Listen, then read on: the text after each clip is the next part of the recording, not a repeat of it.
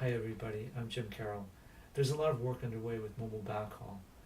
Network operators find themselves with lots of legacy TDM connections out to their 2G infrastructure, some ATM connections going out to 3G base stations, and increasingly IP Ethernet connections going out to their new LTE base stations. There's even talk about bringing 10 gigabit Ethernet out to the forthcoming LTE advanced equipment when it gets here.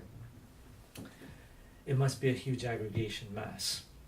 To sort through some of the architectural issues, I met up recently with Sultan Dawood, who's the Marketing Committee Vice Chair of the Broadband Forum.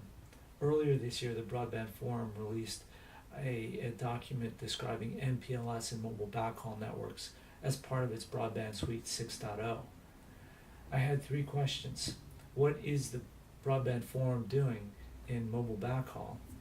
Secondly, how does MPLS fit into the architecture, especially given that Ethernet is the transport of choice? And third, what about MPLS-TP?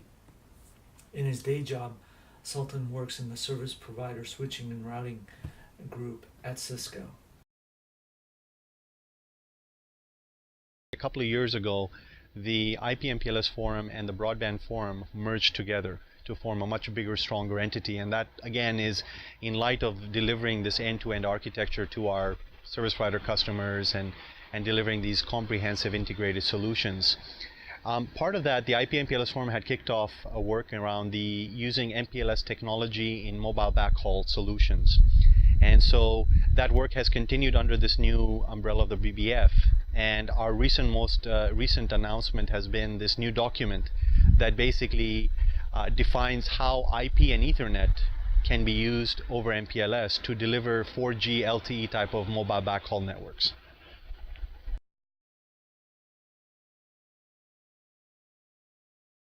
One of the big concerns for service providers is being able to define the appropriate transport infrastructure to bring all these disparate mobile networks that they have deployed to them. I mean, as you know, we have 2G networks already in play, 3G networks in play, and now we're looking forward to 4G.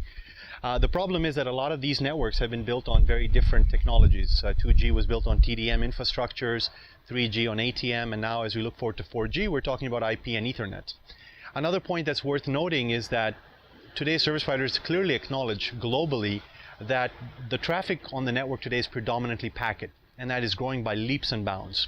And so ultimately you need an infrastructure that can best handle and transport this traffic most effectively.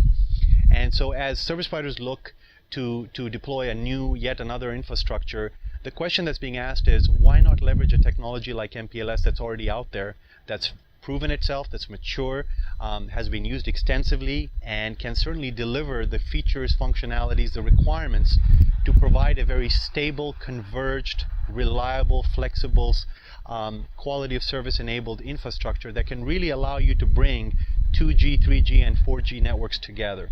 And really MPLS has proven itself as a technology that can allow various types of inner working capabilities to bring TDM, ATM, and now IP and Ethernet into one common infrastructure and help service providers realize the return on their investment.